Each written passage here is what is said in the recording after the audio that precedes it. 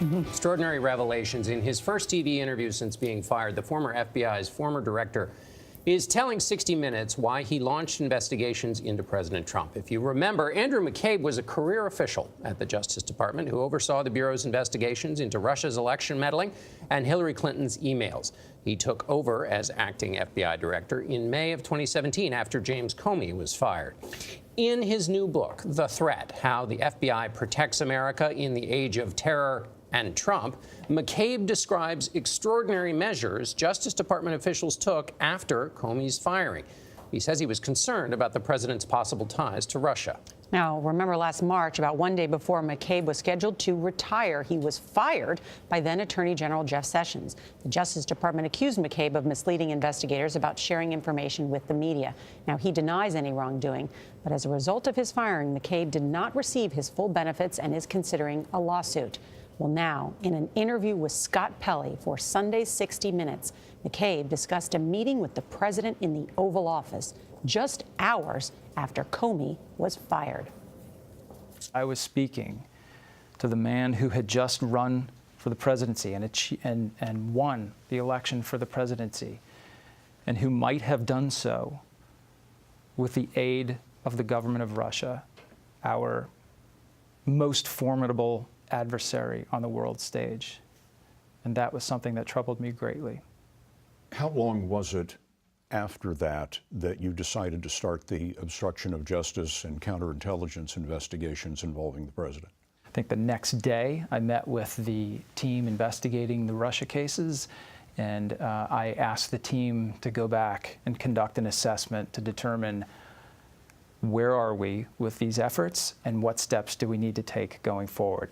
I was very concerned that I was able to put the Russia case on absolutely solid ground in an indelible fashion, that were I removed quickly or reassigned or fired, that the case could not be closed or vanish in the night without a trace. I wanted to make sure that our case was on solid ground, and if somebody came in behind me and closed it and tried to walk away from it, they would not be able to do that without creating a record of why they'd made that decision. You wanted a documentary record. That's right. That those investigations had begun because you feared that they would be made to go away. That's exactly right. The White House responded to the opening of that investigation, calling it a completely baseless investigation. But now we're hearing directly from McCabe as he tells his own story with Scott Pelley on 60 Minutes. Scott, good morning. Good morning. This is fascinating to see what you've learned in this interview. He was a career FBI professional. This is the first time, however, that he's confirmed he opened that investigation. Why? Well, it was about 8 days in May in 2017, right after Jim Comey was fired. And McCabe describes a chaotic time, especially at the Justice Department, when questions are being asked whether Jim Comey was fired to obstruct the Russia investigation, and if so, is the president an agent of Russia? There were two investigations, Nora. One, a criminal investigation, the other, a counterintelligence investigation. McCabe told us that he had many reasons to open both of those investigations, and as we just heard him say, he wanted to get those investigations opened so that if he got fired right away, they wouldn't just disappear. What did he say about friction in the White House after the firing of Comey?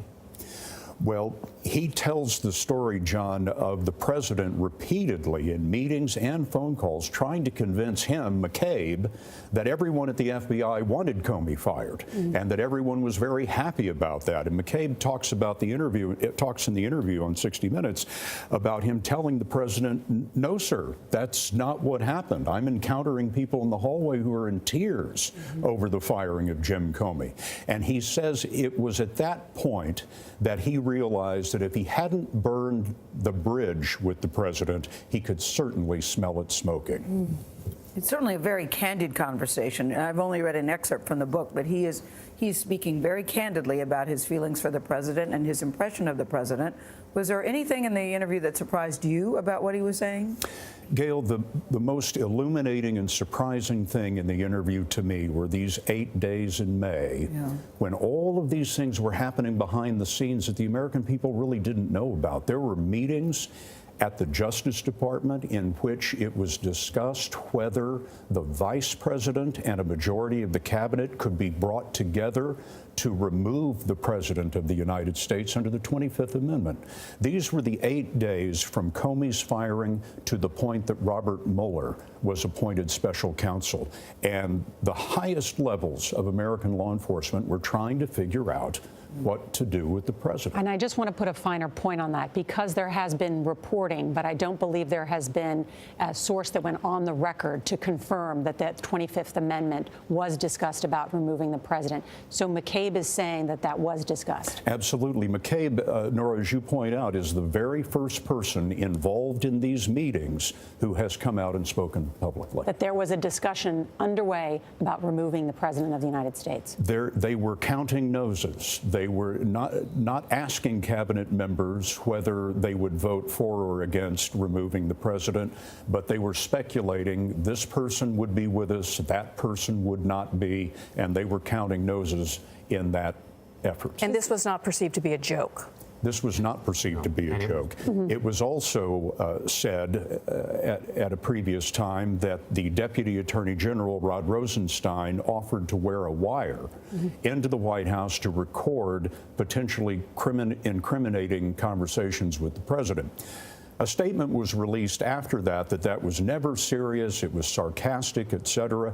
McCabe, in our interview, says no. It came up more than once, and it was so serious that he took it to the lawyers at the FBI to discuss it. Mr. Rosenstein seems to deny that in a very carefully worded statement, though. It's very interesting how McCabe's version and Rod Rosenstein's version of that exchange. Well, Rod Rosenstein says that he never authorized wearing a wire into the White House, but that's not what we're talking about here. We're talking about discussing whether it was a possibility. Did you have a hard time keeping your face on straight while you were talking to him? Because he really says some jaw-dropping things. I did, Gail, silently say to myself during the interview, I can't believe I'm hearing this. And it seemed as though he was trying to reinforce how surreal and abnormal all of this was. He'd never seen anything like this. He'd been in the FBI his whole career. He'd wanted to be there since he was in law school. He rose, he had a sterling career. He became head of the prestigious Washington field office, the head of counterterrorism, and rose all the way to the #2 position at the FBI. And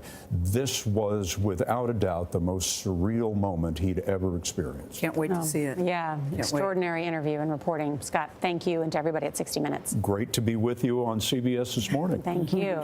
And McCabe reveals more of his conversations with the president in Scott's 60 Minutes report on Sunday. That's at 7, 6 Central, right here on CBS.